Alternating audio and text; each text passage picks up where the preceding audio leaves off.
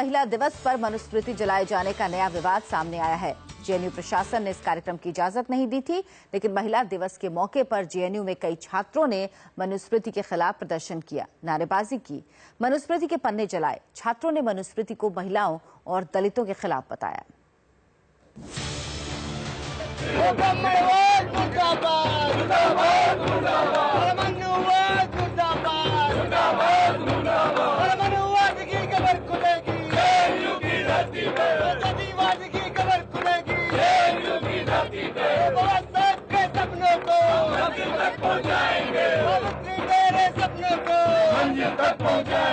बाबा साहब का पैगाम जारी रखना है संग्राम, जेएनयू में नए फसाद की ये नई तस्वीर है, कुछ नए नारों के साथ, कुछ नए चेहरों के साथ। कुल मिलाकर एक ऐसी तस्वीर जिसने फिर से जेएनयू को विवाद की कतार में लाकर खड़ा कर दिया है, क्योंकि बिना इजाजत एक बार फिर एक ऐसे कार्यक्रम का आयोजन हुआ था जिससे विश्वविद्यालय प्रशासन को आपत्ति थी। जेएनयू में फिर से 9 फरवरी की तरह भीड़ जुटनी शुरू हो गई थी। मंगलवार की शाम हजारों की संख्या में छात्र इकट्ठा होना शुरू हो गए थे। अंतर्राष्ट्रीय महिला दिवस का मौका था। इस बार जेएनयू के छात्र मनुवाद से आजादी मांग रहे थे। आप भूले नहीं होंगे 9 फरवरी की वो रात। उस कार्यक्रम के लिए भी प्रशासन ने इजाजत नहीं दी थी। और अब जेएनयू का ये नया कार्यक्रम, यही है वो चिट्ठी जो सामने आई है। यूनिवर्सिटी के सिक्योरिटी ऑफिसर ने वसंत कुंज थाने के एसएचओ को जानकारी दी कि कैंपस में कुछ स्टूडेंट्स ने मनुस्मृति की कॉपी को जलाने की अनुमति मांगी, लेकिन उन्हें परमिशन नहीं दी गई है। इस चिट्ठी में करीब 500 छात्रों के इकट्ठा होने की आशंका जताई गई। सिक्योरिटी ऑफिसर ने पुलिस से भी मदद मांगी। जेएनयू एडमिनिस्ट्रेशन की आशंका सही साबित हुई। बिना अनुमति के ही साबरमती ढाबे के पास कार्यक्रम का आयोजन हुआ। जेएनयू में साबरमती ढाबे के पास का नजारा है। यहाँ पर देखिए मनुस्मृति के पन्ने यहाँ पर जलाए जा रहे हैं। जेएनयू के यहाँ पर छात्र हमको नजर आ रहे हैं जिनका ये कहना है कि मनुस्मृति के इन पन्नों में स्त्री विरोधी बातें लिखी गई हैं, उनको यहाँ पर ये जला रहे हैं और ये बाकायदा नारे लगा रहे हैं। ये प्रोग्राम आज शाम 6 बजे होना था, लेकिन इसकी इजाज़त प्रशासन की ओर से रद्द कर दी गई और उसके बाद भी ये प्रोग्राम यहाँ पर आयोजित किया गया। यहाँ पर बाकायदा इस सिलसिले में जुड़े हुए नारे लगाए गए और अब जो है हम यहाँ पर देख रहे हैं कि इन प्रतियों को मनुस्मृति आग के हवाले कर दिया गया है। अब ये जांच का विषय है, बिना अनुमति इस कार्यक्रम का आयोजन कैसे हो गया। छात्र कहते हैं मनुस्मृति की कॉपी को पहली बार नहीं जलाया गया। डॉक्टर अंबेडकर और उनके समर्थकों ने 25 दिसंबर 1927 को पहली बार मनुस्मृति को फूंका था। इस भीड़ से उठ रहे नारों की यही आवाज है। तमाम नारों और दुहाइयों के बावजूद बेटियों और दलितों के लिए कुछ नहीं बदला। समाज में महिलाओं को आज भी लोग वस्तु की तरह ही देखते हैं। लिहाजा विकास के विज्ञापनों से कटी हुई इस दुनिया के सामने ये सच लाना है कि मनुस्मृति के कुछ पन्नों में दलित और महिलाओं के खिलाफ लिखा क्या है।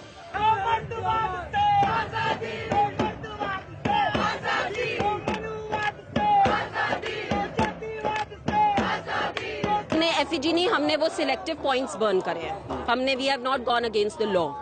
हमने वो सिलेक्टिव पॉइंट्स जो वो 40 पॉइंट्स आपको दिखाए थे, हमने वो बर्न किया। मनुस्मृति डाउनलोड करके हमने उसकी पीडीएफ से उसको वो 40 पॉइंट्स को जो विमेन के अगेंस्ट इतना गलत सोचती है, अपनी एक लो स्टैंडर्ड ऑफ थिंकिंग दिखाती है, हमने उसको बर्न किया। क्योंकि हम आपको किसी भी सोसाइटी में अगर प्रोग्रेस करना है तो आपको ऐसे रिग्रेसिव आइडियाज के साथ आप प्रोग्रेस नहीं कर सकते। सामाजिक बंटवारे और भेदभाव का आधार तैयार करने वाली किताब है मनुस्मृति, ऐसा जेएनयू के छात्रों का कहना है।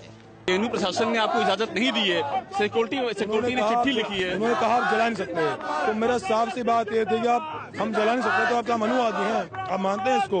हमने कहा कुछ गलत करते हैं हम, अब वीडियो रिकॉर्डिंग कीजिए, अब हमें बताइए कुछ गलत किया हमने, हमारे वैलिड पॉइंट्स है। पर आप ये मानते हैं कि आपने इजाजत आप ये मानते हैं कि इजाजत आपको नहीं मिली है, तो आप मानते हैं ना इजाजत आपको नहीं मिली प्रशासन की? देखिए हमने इजाजत हमें कदम कर रहे हैं हमारे पॉइंट। यहाँ पे प्रोग्राम के लिए आज तक कोई भी, यहाँ पे आज प्रोग्राम के लिए कोई भी आज तक परमिशन नहीं मांगी जाती है। जेएनयू में देश विरोधी नारों का विवाद अभी ठंडा भी नहीं हुआ था कि फिर बिना इजाजत 1000 छात्रों की भीड़ क्यों जुटा दी गई। एबीवीपी मनुस्मृति को जलाने को गलत नहीं मान रही, लेकिन बिना इजाजत कार्यक्रम पर सहमत नहीं है। कोई भी प्रोग्राम जो जेएनयू कैंपस में हो रहा है, अगर बिना जेएनयू प्रशासन के अनुमति के बिना अगर प्रोग्राम कराया गया तो उस पर मैं विरोध करता हूं, उसका एतराज जताता हूं। और कोई प्रोग्राम, जैसा कि आपने देखा 9 फरवरी को घटना में वो भी प्रोग्राम कैंसिल कर दिया गया था, लेकिन वहां पे देश विरोधी नारे लगे। अगर ऐसे ही प्रशासन के समर्थन, प्रशासन के बावजूद अगर ऐसा सारा काम किया गया तो हो सकता है कल की डेट में यहाँ पे जो 9 फरवरी घटना है उससे पुनरावृत्ति हो सकती है, तो इसका हम विरोध करते हैं।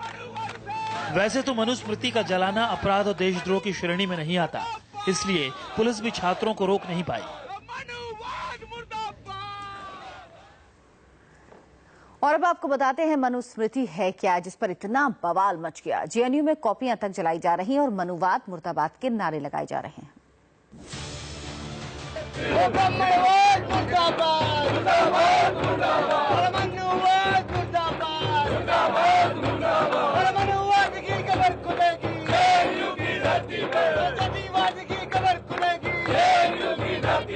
We need to implement, हमें माइंडसेट में चेंज लाना पड़ेगा ताकि हम विमेन के लिए कुछ कर सके। हम उस पिछड़े दिमाग को हम हटाना चाहते हैं। जो कास्ट डिस्क्रिमिनेशन होता है उसके खिलाफ एक एक्ट लाया जाए। सभी पिछड़े हुए तबकों के अपने हक की लड़ाई को संबोधित करते हुए ये मार्च है। क्या संदेश देना चाहते हैं आप?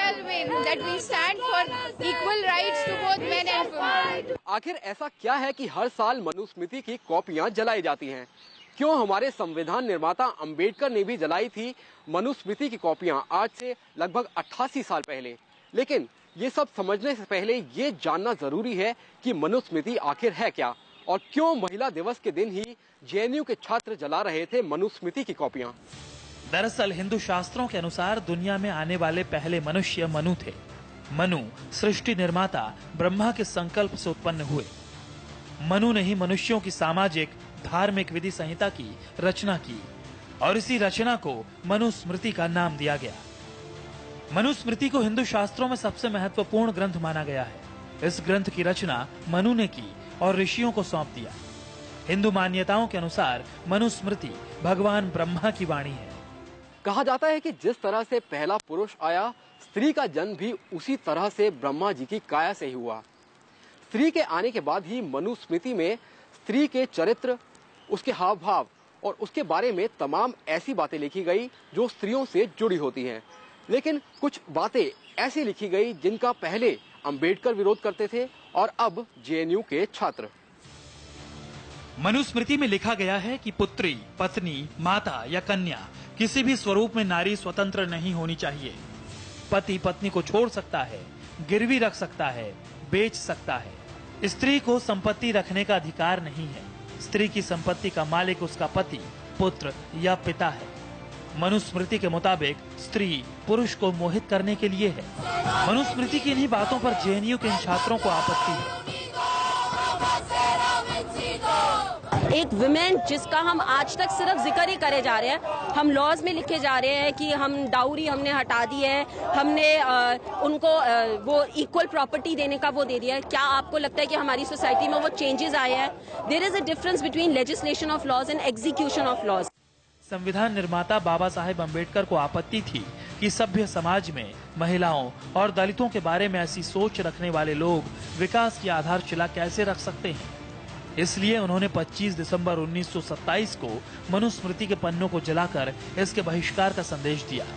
दलितों के बारे में मनुस्मृति में लिखा गया है कि ब्राह्मण, क्षत्रिय, वैश्य की सेवा करना ही दलितों का काम है। पढ़ना पढ़ाना, यज्ञ करना कराना, दान लेना, ये सब ब्राह्मणों का काम है। शूद्र को जन्म से ही अपने आप को सेवा करने योग्य बनाना है। शूद्र केवल शूद्र वर्ण की ही कन्याओं को विवाह के लिए पसंद कर सकता है। शूद्र के घर केवल शूद्र ही अतिथि बनकर जाएगा। अब ऐसी ही बातों से नाराज और निराश हैं जेएनयू के छात्र। इसलिए कल शाम जेएनयू परिसर में हजारों की भीड़ इकट्ठा हो गई मनुस्मृति की उन कॉपियों को जलाने के लिए जिसमें दलित और महिला विरोधी बातें हैं। अभिषेक उपाध्याय के साथ जितेंद्र शर्मा, इंडिया टीवी, दिल्ली।